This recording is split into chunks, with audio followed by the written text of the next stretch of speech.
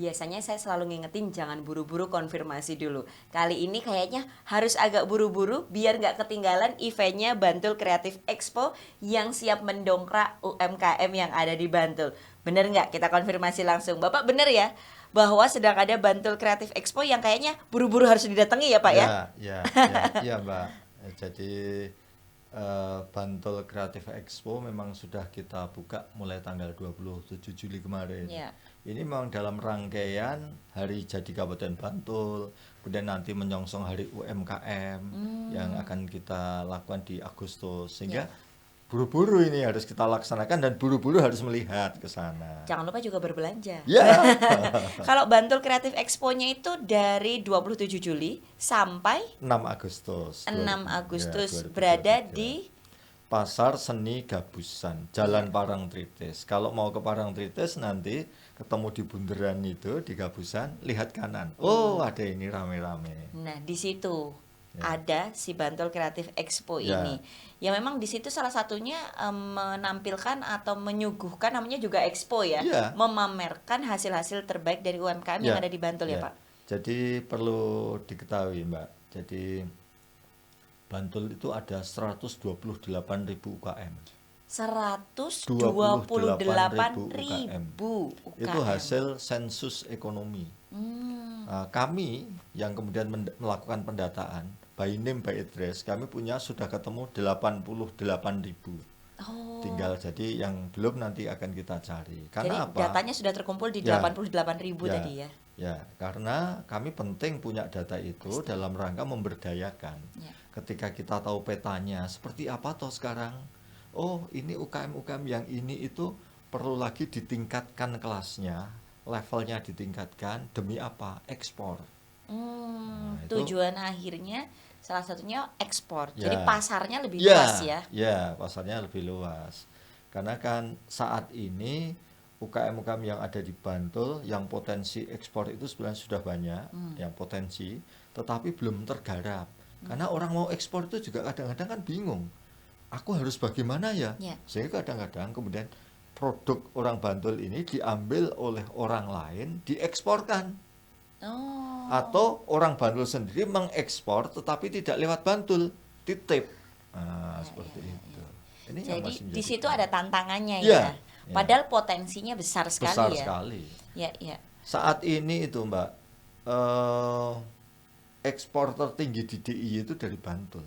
Oh, di seluruh DIY. Seluruh DIY. Ekspor tertingginya dari Bantul. Artinya memang produk-produknya luar biasa ya Pak ya. Sudah layak. Ya. Lebih banyak di apa Pak? Craft atau apa? Jadi untuk ekspor ini masih banyak di craft. Kami itu punya sektor unggulan. Craft itu ada fashion. Kemudian ada kerajinan home decor. Nah, itu yang mendominasi. Dan kebetulan sentra-sentra UKM yang ada di Bantul itu cukup banyak. Sentranya ada 75, tetapi yang bergerak di bidang craft ada 44. Berarti kan separuh lebih. Nah, misalnya sentra kerajinan anyaman bambu, sentra kerajinan sangkar burung, itu yang dari bambu kan seperti itu. Kemudian yang dari kayu itu ada sentra mebel, kemudian ada ini anyaman dan sebagainya. Jadi tentu kita kalau boleh flashback kembali 2 tahun pandemi kemarin itu kan menyadarkan kita bahwa UMKM itu benar-benar menjadi penyelamat dalam tanda kutip karena bergeraknya luar biasa untuk menggerakkan perekonomian tidak hanya di Bantul bahkan rasanya di Indonesia begitu ya. Dan orang UKM itu tahan banting menurut kami. Karena apa? Adaptif juga ya Pak usaha ini gagal karena pandemi, usaha yang lain. Dan ternyata kemarin bisa dibuktikan laporan dari para pengrajin itu ekspor di masa pandemi itu home decor justru meningkat 200%. Wow, 200% di kala pandemi ini luar biasa itu. Benar mind blowing kalau anak sekarang bilang karena yang lain sedang berjuang ini justru 200% naiknya. Itu faktornya karena apa ya Pak? Kemungkinan begini, kalau orang-orang luar negeri itu kan sejahtera. kemudian biasa dia ngelencer ke negara-negara. Ketika dilarang, mau ngapain ya ini di rumah? Itulah belanja mengganti home dekornya. Jadi setiap saat diganti dengan produk-produk dari Bantul, kebetulan banyak. Luar biasa ya. Dan tentu saja karena kalau endingnya tadi ya Pak, maunya kita adalah pasarnya ekspor, itu tentu ada banyak hal yang harus disiapkan juga. Betul. Ya, karena secara jumlah, quality controlnya. Nah ini bagaimana Pak dengan teman-teman? Jadi betul sekali. Ketika kita mendorong UKM untuk ekspor itu memang pertama yang harus kita garap ada satu kualitas. Kualitas produk ini memang harus dilakukan baik mulai dari kualitas bahan baku, kemudian kualitas dalam proses produksinya, kemudian kualitas dalam pengemasannya, itu kualitas. Kemudian yang kedua kontinuitas produk. Ketika sudah dapat pasar, pesennya banyak, ini kalau tidak kontinu artinya nanti tidak bisa memenuhi pasar yang dibutuhkan. Sehingga kita dorong untuk agar kontinuitas membentuk sentra atau asosiasi, silahkanlah gitu. Kita fasilitasi dengan badan hukum kelompok-kelompok itu. Karena memang ketika nanti sudah menyatu, berkolaborasi dalam suatu bentuk sentra, otomatis pemberdayaannya pun akan lebih mudah. Ketika kita minta kepada kementerian, salah satu contoh kemarin di 2022 kami mendapatkan bantuan dari dana alokasi khusus dari Kementerian Perindustrian untuk membangun showroom dan museum batik di Giriloyo. Di sana di Giriloyo sudah sentra batik, kemudian menjadi kita kaitkan dengan wisata. Seperti itu. Karena memang yang namanya gerbongnya lokomotifnya UKM itu adalah pariwisata. Lah gerbongnya adalah UKM. Tapi nggak ada artinya pariwisata tanpa UKM. Ya kan? Orang datang ke situ, wah bagus ini pemandangannya. Tapi mau makan sulit, mau bawa souvenir nggak ada. Nanti hanya sekali itu. Tetapi ketika di situ ekosistemnya lengkap, hulu hilirnya ada. Tadi ada lokomotif, ada gerbongnya, kemudian ada kondektornya, ada ininya. Ini tentu akan lebih survive. Gitu. Jadi memang UKM dan pariwisata itu tentu saja tidak bisa dipisahkan Satu sama lain saling membutuhkan, saling mendukung juga agar keduanya maju bersama.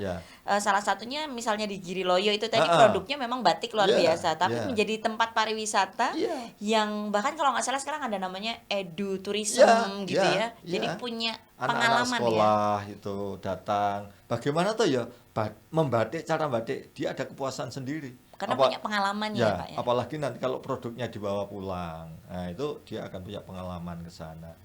Kemudian kita juga beruntung di Jogja ini, ketika Jogja itu adalah kota budaya. Budaya juga merupakan salah satu hal yang menjadi satu di situ. Jadi ada wisata, ada UKM, ada budaya, sehingga masyarakatnya harus kita persiapkan ke sana.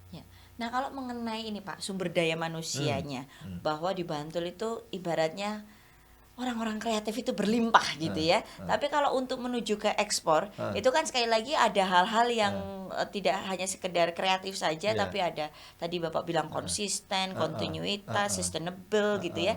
Nah itu kalau dari dinas sendiri pendampingan terhadap para seniman-seniman atau pelaku UKM ini bagaimana Pak? Yang pertama Bantul sumber dayanya yang 1 juta orang itu kemudian banyak yang kreatif karena memang yang pertama didukung oleh atau adanya sekolahan-sekolahan yang nuansanya kreatif. Seperti SMK di Kasihan. Itu kan mulai dari SMK tari, musik, kerajinan ada. Kemudian ada juga ISI. ISI Yogyakarta yang di Bantul. Institut Seni Indonesia. Institut Seni. Kemudian yang ketiga di Bantul juga ada Akademi Teknik Kulit. Sehingga kebetulan sekali itu semuanya di Bantul. Sehingga entah yang orang asli Bantul kuliah di itu atau orang lain yang kemudian ketika saya sudah terbiasa di sini, berarti kemudian tinggallah di Bantul, kemudian punya usaha di Bantul dan sebagainya. Itu yang pertama dari sisi sokongan ya dari perguruan tinggi. Kemudian yang kedua, memang kita tahu bahwa Jogja itu sumber daya alamnya nggak begitu menjanjikan, sempit, ya toh, nggak begitu apa ya bisa orang untuk usaha industri besar. Makanya kemudian muncullah kreativitas. Lebih-lebih sekarang ini yang lebih apalagi ya, lebih diakui dunia dan diharuskan oleh dunia itu ketika banyak sampah. Problem ini ya. Problem sampah. Nah, oleh karena itu bagaimana kita sampah-sampah itu bisa diolah. Dan alhamdulillah kebetulan orang-orang Bantul itu luar biasa. Sampah yang namanya plastik kemudian dipres dan sebagainya bisa menjadi tempat ini apa namanya polybag. Buat menanam nih ya Pak ya. Menanam. Kemudian bisa menjadi didaur ulang menjadi tali rafia.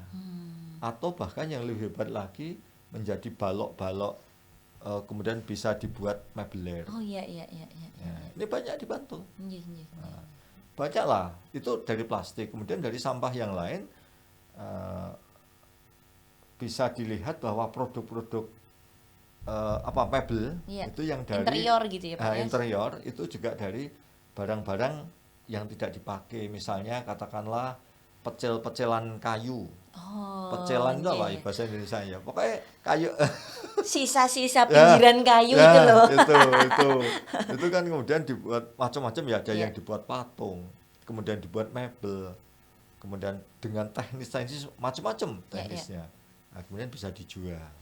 Ini yang kemudian orang melihat bahwa memang zaman sekarang ini memang sampah harus didaur ulang agar apa lingkungannya bisa tetap terjaga dan punya nilai jual lebih ya merecycle mereuse si sampah ini termasuk tadi upcycle itu tadi. Silahkan kalau belum ke Bantul Creative Expo, di sana juga ada barang-barang daur ulang dari dream bekas.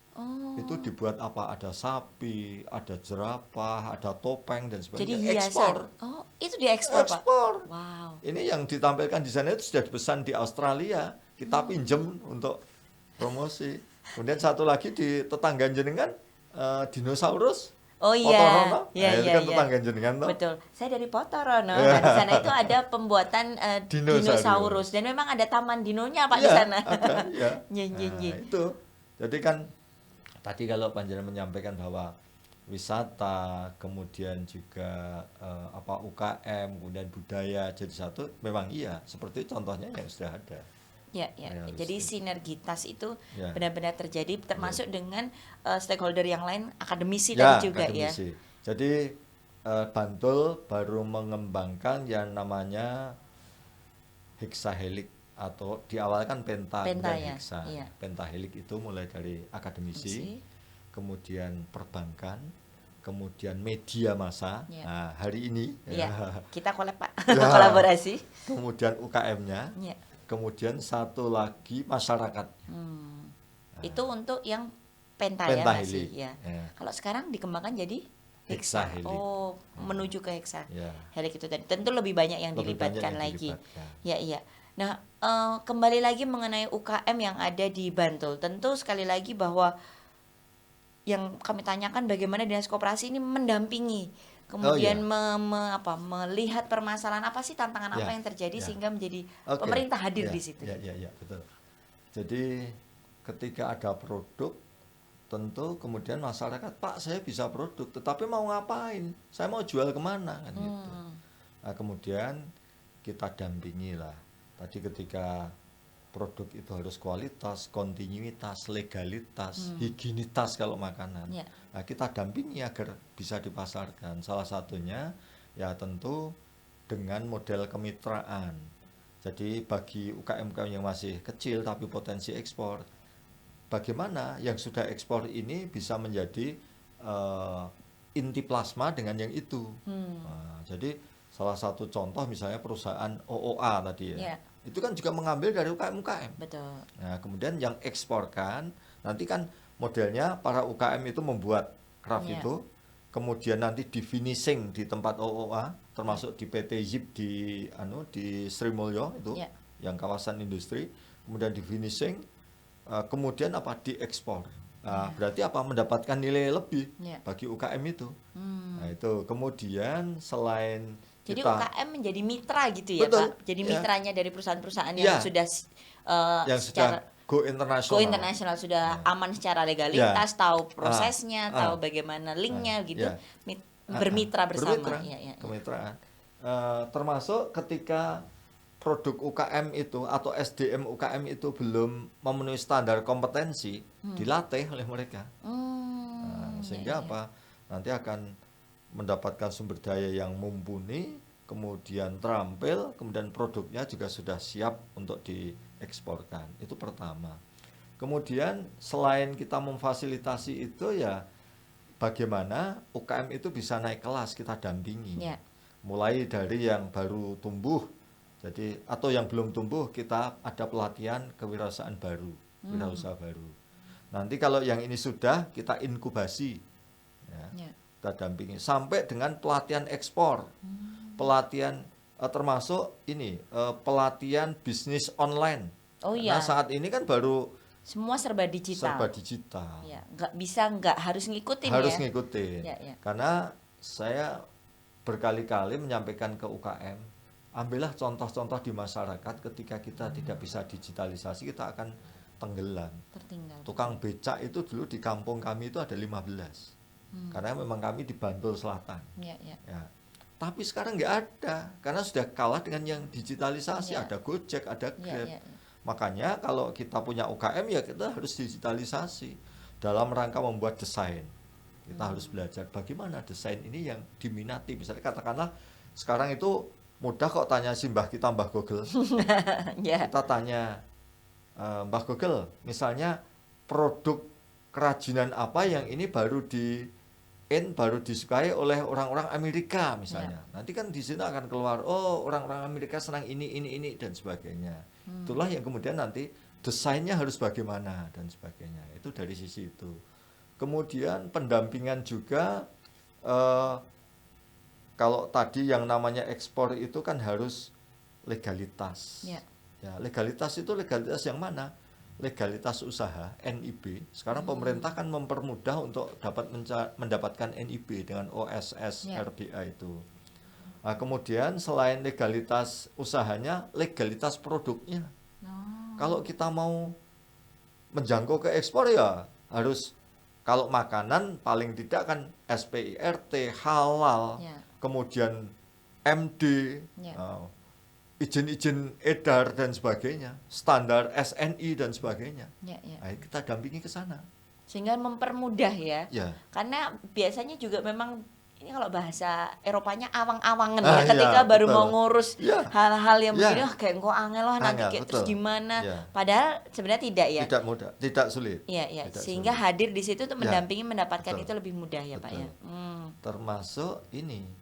Jadi ketika punya produk dan produk itu adalah benar-benar ciptaan sendiri, kita fasilitasi dengan hak mereknya. Jangan sampai kemudian nanti orang lain yang mengklaim. Bantul kebetulan punya beberapa indikasi geografis IG. Salah satunya batik nitek. Batik nitek yang sekarang mulai ngetren itu adalah produk dari Bantul. Kemudian apa? Kasongan. Itu juga proses IG. Kemudian wedang uwuh. Wedang uwuh itu sebenarnya dari Bantul aslinya. Imogiri ya Pak Imogiri, betul. Sekarang mana-mana bisa buat. Karena apa? Bahkan nun sewu, beberapa saat yang lalu saya mendapatkan kabar bahwa mau diklaim Singapura. Waduh. Karena apa? Orang-orang Singapura itu juga ada yang berasal dari kita toh. Dan Melayu sama. Kemudian bahan baku wedang uwuh tuh di sana juga ada. Herbalnya ini Herbalnya. Ya. Jadi sebenarnya kalau UKM-nya itu begitu banyak, begitu beragam juga produknya. Kalau Bapak tadi sebutkan mulai dari craft, dari kuliner, makanan dan lain-lain, banyak sekali ya Pak ya, sehingga jumlahnya tadi disampaikan juga begitu banyak. Cuma memang tantangannya yang dihadapi masih ada ya Pak ya. Tantangannya salah satunya adalah yaitu tadi untuk pemasaran, ke ekspor dan kesiapan dari teman-teman UKM sendiri ya Pak ya. Jadi sekali lagi kami selalu mendampingi kepada UMKM itu level apa yang mereka kendaki. Jadi ketika saya pengen memasarkan di kalangan Indonesia dulu karena produk kami baru seperti ini. Ya sudah, kita fasilitasi, termasuk Bantul sudah membangun market hub Bantul online shop. Nah, itu adalah apa? Dalam rangka memasarkan produk-produk UKM Bantul untuk pertama kali biar dipakai oleh OPD-OPD lah. Jadi kami dinas-dinas menyarankan, Pak Bupati ini yang menyarankan, sudah buat edaran, gunakan produk lokal. Dan sekarang kan sudah digenjot bahwa TKDN, tingkat kandungan dalam negeri, kita harus menggunakan produk-produk lokal, pengadaan apapun. Ini harus ke sana. Jadi ngelarisi yang ada di Bantul, dimulai tadi dari dinas-dinas terlebih dahulu, dan kita semua juga punya tanggung jawab yang sama ya Pak ya. Nah sekali lagi berarti ini tadi mungkin kalau misalnya memiliki UMKM yang sedang menyaksikan, kalau punya cita-cita ekspor silakan gitu ya. Tapi memang ada yang diperjuangkan, ada yang perlu belajar bersama-sama untuk kualitas dan tadi juga kesiapan ketika nanti diminta kuantitinya banyak juga siap. Kalaupun memang mau sebentar, pelan-pelan mau di nasional dulu juga tetap bisa ya Pak ya. Bisa. Jadi silakan kalau misalnya nih teman-teman UMKM yang kemudian pengen produknya sudah ada. Tapi keterbatasan dalam memasarkan, bingung juga untuk cari. Kami ada pojok konsultasi. Nah, pojok konsultasi. Kemana Bapak teman-teman UMKM yang ada di Bantul ini khususnya? Jadi ketika mau mengikuti pojok konsultasi, silahkan daftar ke website kami atau datang ke kantor kami, Dinas Koperasi UKM Perindustrian Perdagangan Kabupaten Bantul di Komplek Pemda 2 di Manding. Datang ke sana. Karena dilaksanakan setiap 2 minggu sekali, tiap hari Rabu. Hari Rabu setiap 2 minggu sekali. Kalau mau cari informasinya lewat website duluan bisa gitu, atau mau datang rawuh langsung juga bisa ya Pak ya. Bisa. Apa yang perlu dipersiapkan, bawa produknya atau bagaimana Pak? Nanti ketika mau mengikuti pojok konsultasi memang biasanya ditanya dulu produk jenengan apa, seperti apa, permasalahannya di mana gitu. Sehingga nanti kemudian setelah tahu produk ini masalahnya ini, nanti kita kelompokkan. Kemudian kita berikan fasilitas informasi, ilmu dan sebagainya dalam konsultasi itu, yang diharapkan kemudian nanti bisa memecahkan masalah yang ada. Gitu. Jadi ada pojok konsultasi, enak banget tau. Sudah disediakan, tinggal memanfaatkan fasilitas yang memang ada di dinas ini ya Pak ya. Kemudian tadi salah satunya juga untuk sekali lagi Bantul Creative Expo masih sampai tanggal 6 Agustus. Jadi ketika orang Bantul bisa produksi ya banyak, kemudian pasar itu saat ini kan tidak hanya pasar yang ada di lingkungannya mereka, misalnya saya harus memasarkan produk saya di rumah saya, tetapi kami juga memfasilitasi UKM-UKM ini ada pameran-pameran, termasuk Bantul Creative Expo ini adalah salah satu ajang untuk memamerkan agar dikenal oleh orang Bantul pertama, oleh orang Bantul, sehingga ini produk Bantul, berarti kalau tadi kita harus cinta produk Bantul, produk DIY, ya belilah itu. Kemudian ketika kebetulan ada reseller, karena ada juga sekarang reseller, boleh nggak produk ini saya pasarkan? Kebetulan saya punya pasar di sana. Nah itu yang kedua, manfaat yang kedua. Kemudian yang manfaat ketiga tentu ketika ada investor yang mau masuk, itu juga bisa melihat di situ di Bantul Creative Expo. Produk-produk Bantul seperti ini, saya akan investasi di bidang bahan baku misalnya. Nah, karena apa? Kita perlu tahu, tadi saya matur bahwa bahan baku produk-produk di Bantul ini rata-rata dari luar. Anyaman enceng gondok, enceng gondoknya tidak dari Bantul. Gedebok pisang tidak dari Bantul. Kemudian produk-produk banyak sekali yang kebetulan mengambil dari Sulawesi, dari Kalimantan dan sebagainya. Berarti SDM-nya memang dari Bantul semua yang menyelesaikan mendesain bahkan Pak Bupati pernah menyampaikan dalam suatu forum, bisa nggak ya kita itu membuat seperti akademisi tapi praktek, yang ketika kemudian nanti orang-orang luar di Bantul ini belajar di situ. Jadi kita nyiapkan SDM-nya. Ya. Wih, menarik sekali nih ya, menarik sekali. Dan sekali lagi bahwa inilah yang kekuatannya Bantul ya. Ya, makanya tadi saya matur bahwa ke depan Bantul itu pengen menjadi kabupaten kreatif jejaring dunia, UCCN. Nah, kabupaten kreatif yang jejaringnya dunia. Jejaring dunia, karena 2017 Bantul sudah mendapat brand atau titel Bantul Kreatif dari Bikraf. Kemudian 2022 kemarin dapat dari Kemenparekraf, sama titelnya Bantul Kota Kreatif. Nah 2023 ini kemarin sebenarnya pengen dapat titel itu dari UCCN, tetapi kebetulan gagal karena apa, bersaing dengan Solo yang sudah maju ketiga kalinya. Tetapi saya yakin kalau dari sisi produk, dari sisi jenis, dari sisi banyaknya kuantitas, Bantul nggak kalah sih sebetulnya. Betul. Ya. Saya juga sepakat mengenai itu, Pak. Ya. Bapak, kita pengen ngobrol panjang tapi waktu kita terbatas. Yang terakhir mungkin harapannya untuk UMKM yang ada di Bantul seperti apa? Kemudian juga satu lagi yang penting ini, banyak yang mungkin menyaksikan kalau ingin turut serta membeli produk-produk dari UMKM yang ada di Bantul, salah satunya tadi bisa dilihat melalui aplikasi ya, Pak ya? Aplikasinya tadi di Bantul Online Shop. Bantul Online Shop. Nah, sesama warga Bantul saling membeli biar nggak jauh juga ongkirnya, lebih dekat juga di Bantul. Dan harapan tadi Pak, sekali lagi untuk UMKM di Bantul. Jadi kepada para UKM yang ada di Bantul, yang jumlahnya cukup banyak, silahkan manfaatkan fasilitasi yang dilakukan oleh pemerintah daerah Kabupaten Bantul. Banyak sekali, mulai dari menumbuhkan, menginkubasi, mendampingi, konsultasi, bahkan kami juga kerjasama dengan perbankan ketika butuh modal. Karena kadang-kadang juga saya sudah usahanya besar, tapi kepingin membesarkan lagi, modalnya masih kurang. Nah, perbankan selalu kerjasama dengan kami untuk bagaimana perbankan bisa memberikan fasilitas kredit dengan murah, KUR misalnya itu. Kemudian yang berikutnya kami juga mendampingi di pojok konsultasi.